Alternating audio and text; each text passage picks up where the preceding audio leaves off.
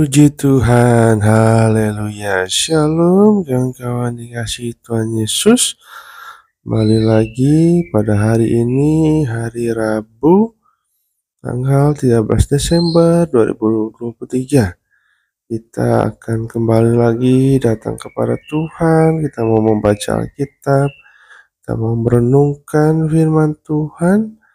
Yang program ini kita beri judul baca Alkitab setiap hari, namun dimana kita harus datang kepada Tuhan, kita harus membaca, merenungkan firman Tuhan setiap hari. Nah, kita bersyukur kawan-kawan, kita masih dipelihara oleh Tuhan, masih diberikan kesehatan, kekuatan dalam kehidupan kita, ya kan?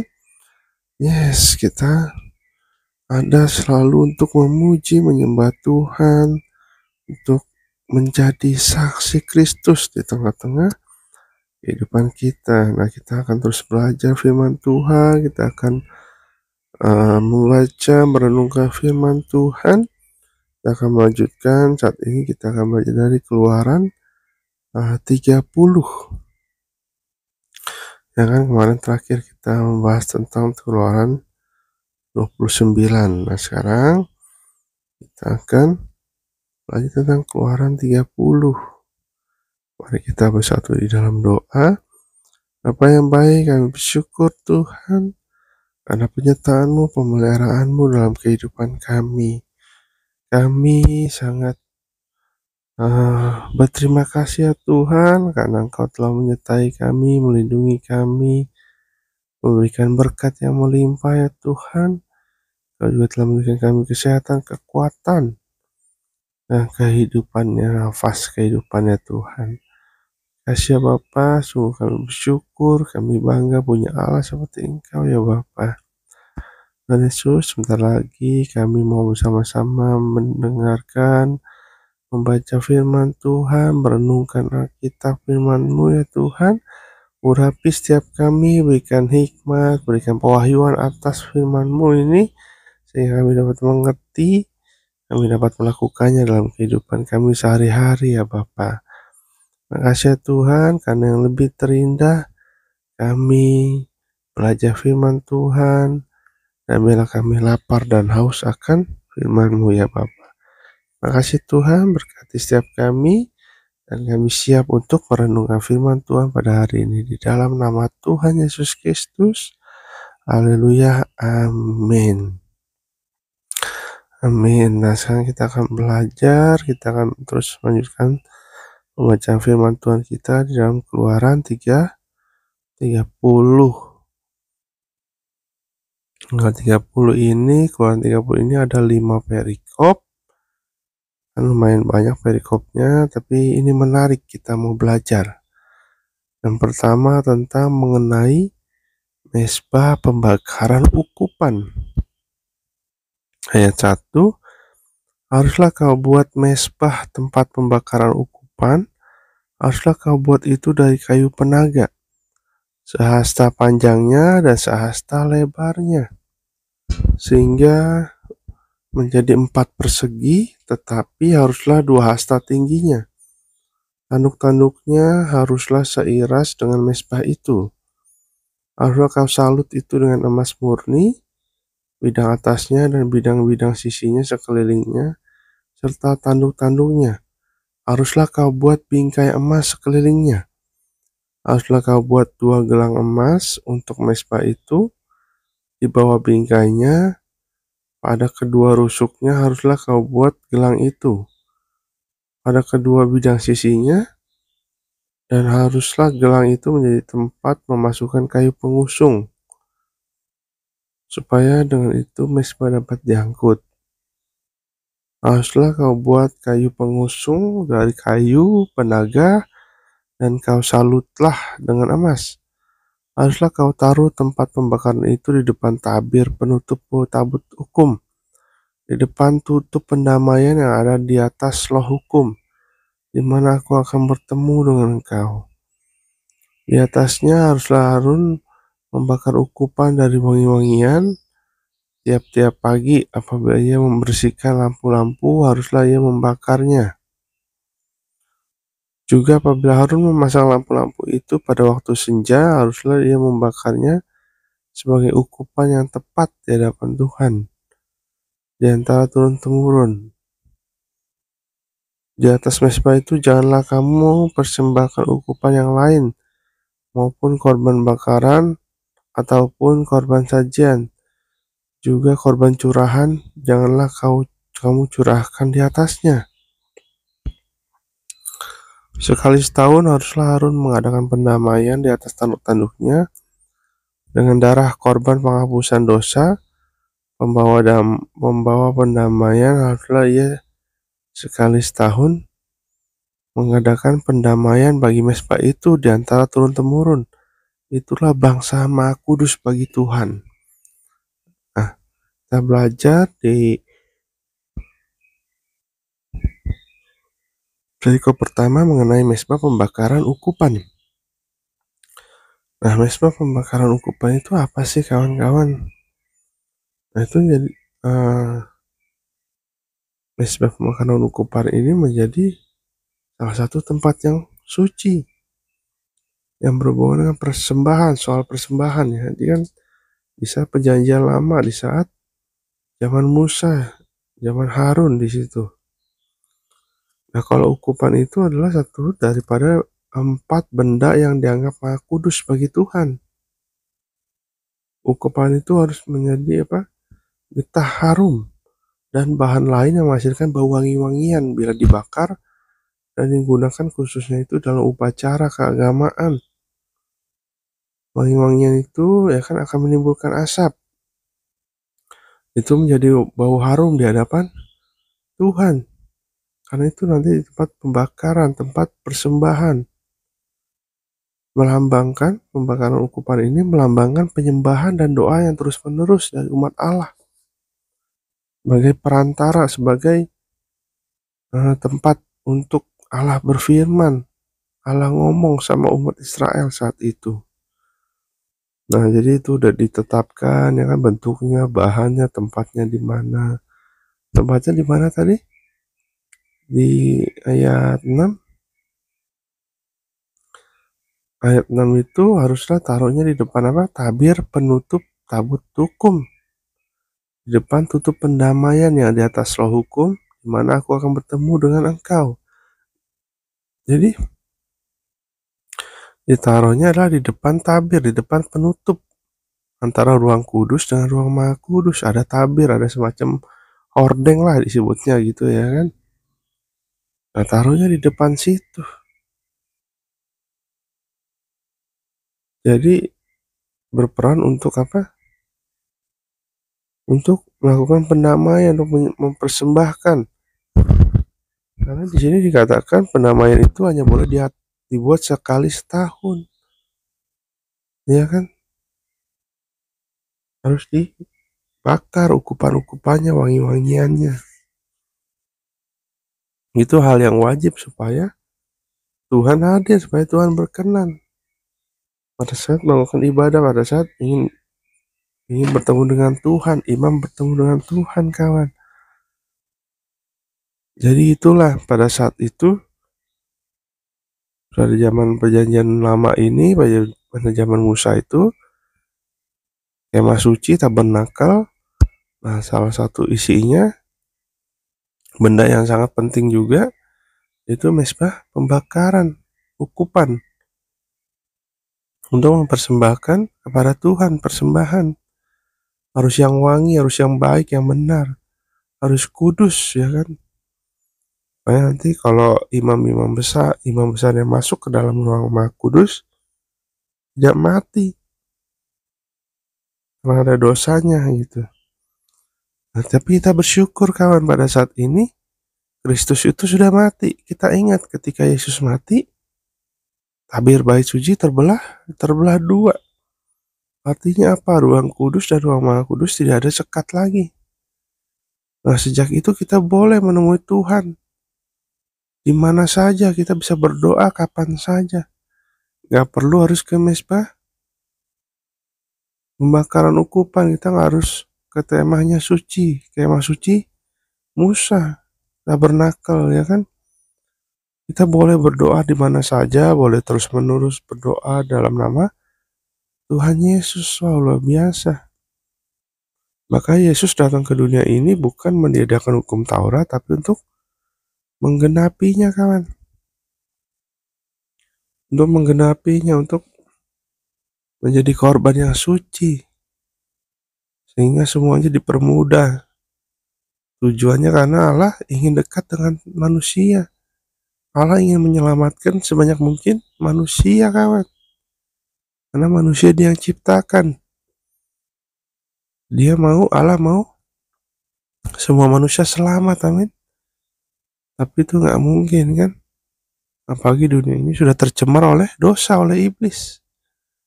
Nah, tapi dengan itu Yesus mau hadir, yang akan kita rayakan nih, ya kan? Yang kita rayakan di bulan ini, bulan Desember. Ketika Yesus lahir ke dunia ini untuk menebus dosa-dosa kita. Sehingga kita tidak ribet lagi datang pada Tuhan. Sehingga Tuhan itu menjadi dekat. Karena dikatakan doa Tuhan itu hanya sejauh doa.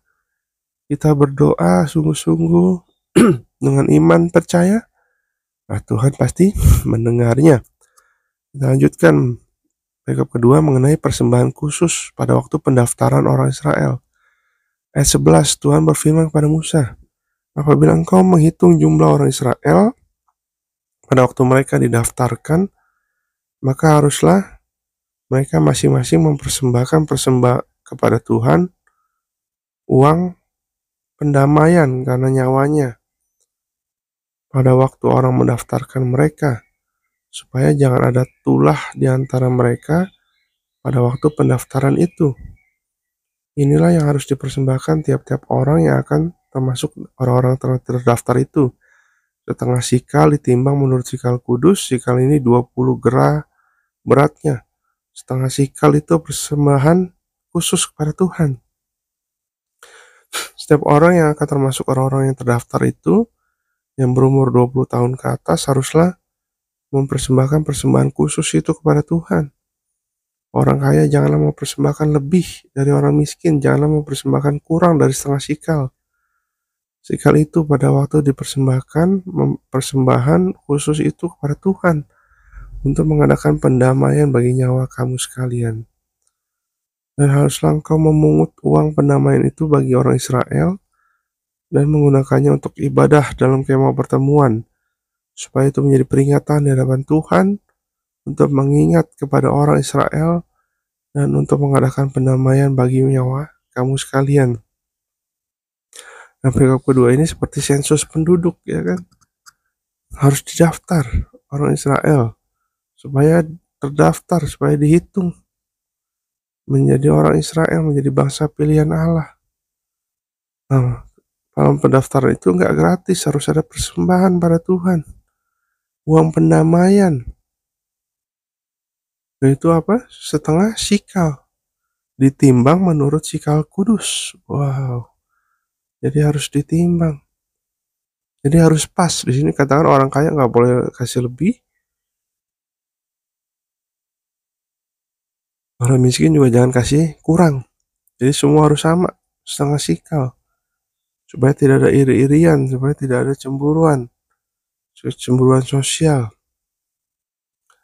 Supaya Tuhan juga berkenan atas persembahan khusus itu.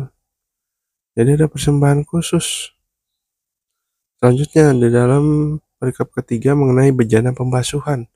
Ayat 17, berfirmanlah Tuhan kepada Musa, haruslah engkau membuat bejana dan juga alasnya dari tembaga dan pembasuhan, dan kau tempatkanlah itu di antara kemah pertemuan dan mezbah, dan kau taruhlah air ke dalamnya. Maka Harun dan anaknya harus membasuh tangan dan kaki mereka dengan air dari dalamnya. Apabila mereka masuk ke dalam kemah pertemuan, haruslah mereka membasuh tangan dan kaki dengan air, supaya mereka jangan mati. Demikian juga apabila mereka datang ke mezbah itu dan untuk menyelenggarakan kebaktian dan untuk membakar korban api-apian bagi Tuhan, haruslah mereka membasuh tangan dan kaki mereka supaya mereka jangan mati. Itulah yang harus menjadi ketetapan bagi mereka untuk selama-lamanya, bagi dia dan bagi keturunannya turun-temurun. Nah, bejana pembasuhan ini ditaruhnya di depan di antara kemah pertemuan dan mezbah. Ya kan, kita tahu kemah pertemuan itu di depan, nah mezbah itu di dalam. Jadi bejana pembasuhan itu melambangkan apa? Baptisan air. Ada juga disebutkan harus menguduskan diri dulu. Ya kan, sebelum datang kepada Tuhan, sebelum beribadah, misalkan sebelum melayani. Nah, kalau misalkan dalam itu harus bertobat. Nah, ini juga lambang dari baptisan selam.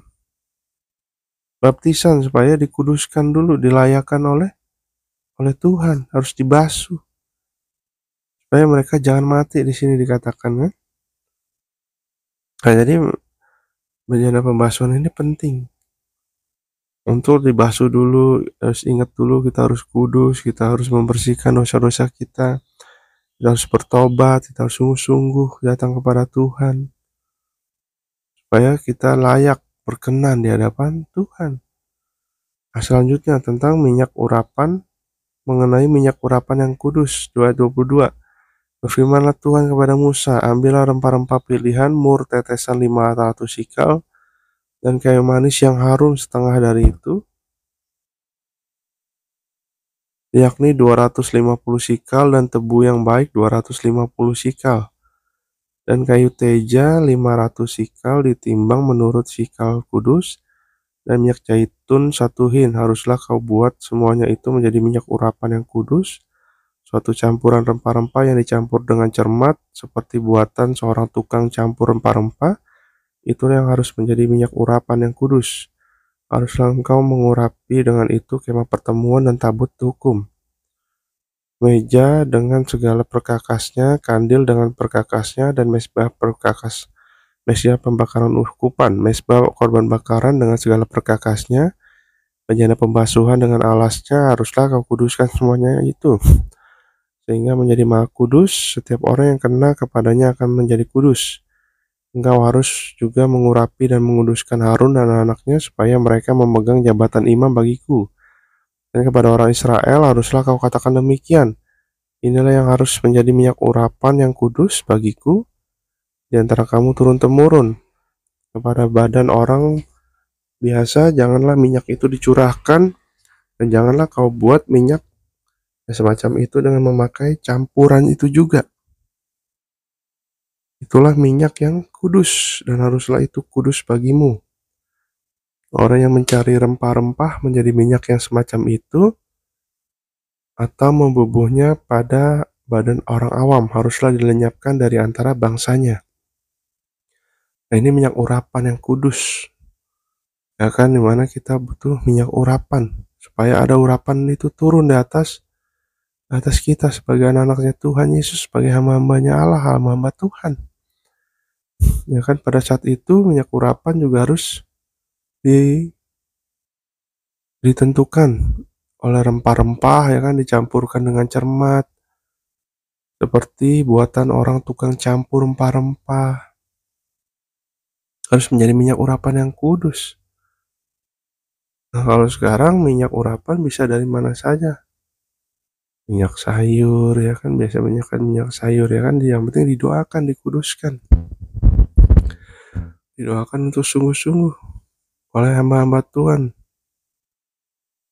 supaya minyak urapan itu mempunyai kuasa Allah, kuasa Tuhan, ya kan. Memang tidak wajib, tapi itu minyak urapan juga penting. Ketika kita mengoleskan ke pintu rumah kita, nah, rumah kita menjadi aman. Ketika kita oleskan kepada orang sakit bisa sembuh. Tapi ingat, bukan minyaknya, tapi kita lihat kuasa Yesusnya yang terpenting. Ya kan, bukan minyaknya, bukan medianya. Yang terakhir kita lihat mengenai ukupan yang kudus. Ayat 34. Berfirmanlah Tuhan kepada Musa, ambillah wangi-wangian, yakni getah damar, kulit lokan, dan getah rasa mala, wangi-wangian itu, serta kemenyan yang tulen, masing-masing sama banyaknya. Semuanya itu haruslah kau buat menjadi ukupan, suatu campuran rempah-rempah seperti buatan orang tukang campur rempah-rempah. Digarami murni kudus. Sebagian dari ukupan itu haruslah kau giling sampai halus, dan sedikit daripadanya kau letakkan di hadapan tabut Tuhan, tabut hukum, di dalam kemah pertemuan di mana aku akan bertemu dengan engkau. Haruslah itu maha kudus bagimu. Dan tentang ukupan yang harus kau buat menurut campuran yang seperti itu juga, janganlah kamu buat bagi kamu sendiri, itulah bagian untuk Tuhan, yang kudus bagimu. Orang yang akan membuat minyak yang semacam itu dengan maksud untuk menghirup baunya haruslah dilenyapkan di antara bangsanya. Nah, ini tentang ukupan yang kudus. Dari wangi-wangian, ada getah damar, kulit lokan, getah rasa mala. Nah, jadi ini ukupan itu juga harus sesuai dengan yang diperintahkan Tuhan. Nah, ukupan itu kita harus menjadi apa? Di ayat 35, digarami, murni, dan kudus. Seperti hidup kita harus menjadi garam. Kita harus murni. Hati kita murni untuk Tuhan. Dan kita harus kudus lewat dari dosa. Nah, biarlah kita sungguh-sungguh supaya kita itu yang menjadi ukupan yang kudus, menjadi mempersembahkan tubuh kita menjadi yang kudus, ya kan? Digarami, murni, dan kudus. Haleluya, mari kita bersatu di dalam doa. Baik-baik, kami syukur Tuhan. Kami telah belajar firman Tuhan pada hari ini ya Bapa. Kami belajar tentang mesbah pembakaran ukupan. Kami belajar minyak urapan. Kami belajar tentang ukupan itu sendiri, persembahan kepada Tuhan. Dan kami bersyukur Tuhan karena pada saat ini kami dalam masa anugerah. Karena Yesus sudah mati, sudah bangkit, sehingga tabir bait suci terbelah dua, sehingga ruang Maha Kudus dan Ruang Kudus jadi tidak ada pemisah ya Bapa. Sehingga Engkau Yesus, Engkau Tuhan dapat ditemui di mana saja lewat doa, lewat firman Tuhan, lewat apa saja Engkau berbicara kepada kami ya Tuhan. Kami bersyukur Tuhan, Engkau selalu mau dekat dengan kami, Engkau selalu mau memberikan yang terbaik untuk kehidupan kami. Janganlah kami menyadari dan kami mau bertobat setiap hari. Kami mau semakin hari semakin dekat kepadamu, semakin hari semakin disucikan, dikuduskan. Kami meninggalkan dosa-dosa kami ya Bapa. Terima kasih ya Tuhan, berkati setiap kami yang mendengarkan, yang merenungkan firman Tuhan pada hari ini. Berkati dalam setiap pekerjaan, usaha, dalam kuliah, dalam sekolah, dalam studi, dalam apapun yang kami lakukan, dalam pelayanan kami, Tuhan memberkati kami ya Tuhan. Karena hidup kami adalah hanya untuk hidup untuk Kristus.